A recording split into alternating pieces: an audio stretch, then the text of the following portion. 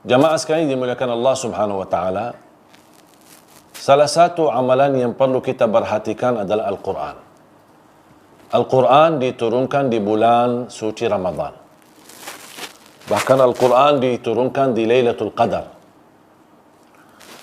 Betapa mulianya seorang hamba yang memperhatikan Al-Quran.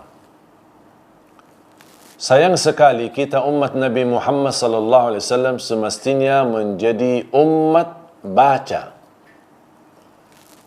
Tapi masih banyak di antara umat Islam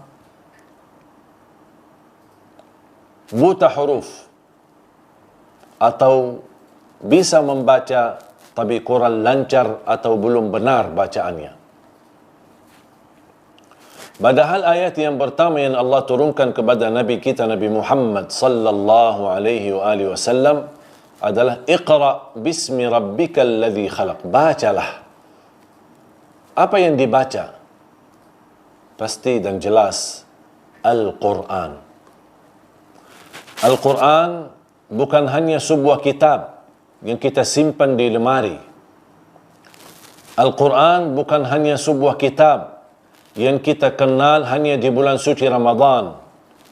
Habis Ramadan kita tidak pernah memperhatikan Al-Quran lagi.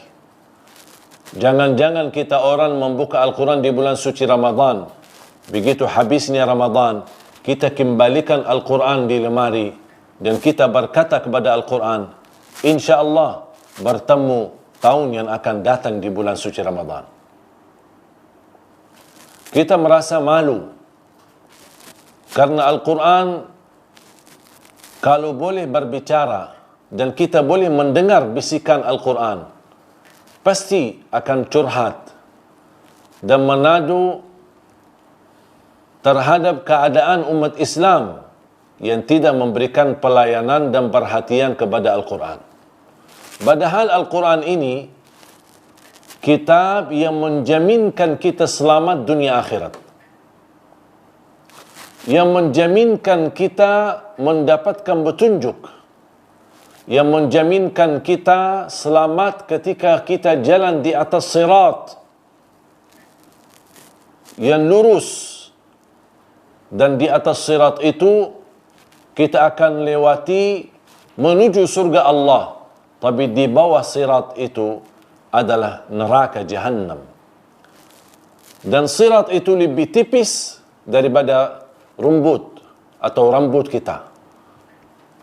Lebih tipis daripada rambut. Dan lebih tajam daripada pedang. Dan panjang lagi perjalanan. Bayangkan, tipis, tajam, dan panjang. Siapa yang bisa menjaminkan kita selamat dalam perjalanan menuju surga ketika kita jalan di atas siratul mustaqim itu? Ini Al-Quran yang menjaminkan kita selamat. Al-Quran meningkatkan darajat kita di sisi Allah. Sampai kata Siti Aisyah radhiyallahu anha, jumlah tingkatan dalam surga Allah sesuai jumlah ayat Al-Quran. Oleh karena itu tidak ada yang lebih tinggi di dalam surga Allah daripada Ahlul Quran. Al-Quran setiap satu huruf kita baca maupun kita simak, mendengar, dapat 10 kebaikan. Dan tidak ada kitab seperti Al-Quran yang membawakan pahala sebesar itu. Setiap satu huruf hitungannya 10 kebaikan.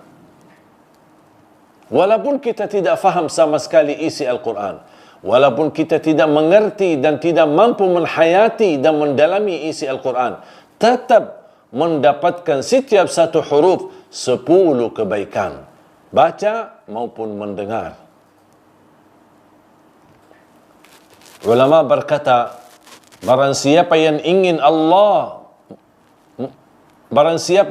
mendengar Allah berbicara, baca Al-Quran atau dengar Al-Quran melalui CD-CD murattal.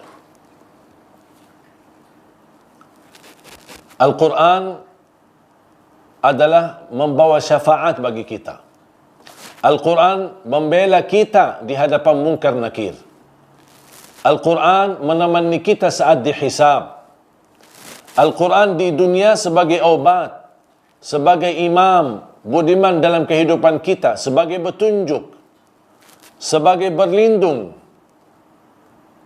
Satu ayat, kalau kita jaga dan rutin kita membacanya, dijamin kita menjadi ahli surga.